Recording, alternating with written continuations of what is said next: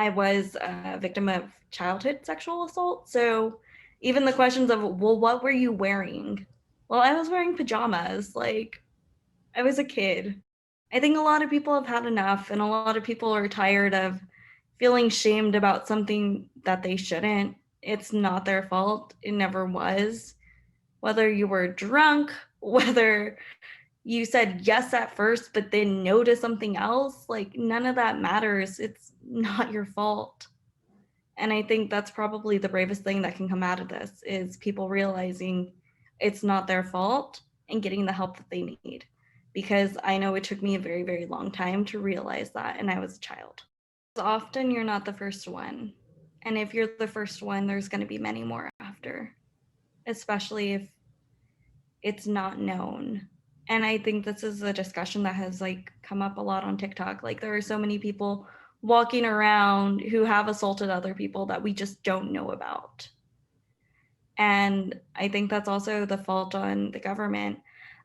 While I do encourage people to speak out, I know that's not always easy. And I know there's no statute of limitation on when you're ready to tell your story. And it took me a very, very long time to get comfortable with sharing mine. So, but what I would say is if you think you might want to report it later, definitely go get a rape kit.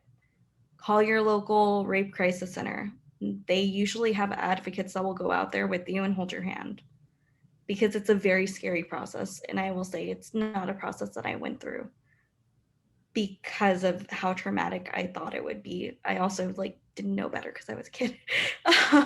That's something a kid shouldn't have to think about. Yeah. Yeah. But there are resources, and even if you aren't ready to report right away, at least getting that kit, getting all that evidence and storing it, there's not a statute on when you can report. So at least if you have that evidence secured, maybe after therapy, maybe after feeling a little bit more empowered and wanting and choosing to tell your story, at least that's there and there is a plan. Because I think that's also the harsh reality of if you don't act fast enough, then it's a he said, she said story, which should never be a thing, should never be used as a reasoning of why we're not going to bring cases. But that is the hard fact that you can only prove so much in court without evidence.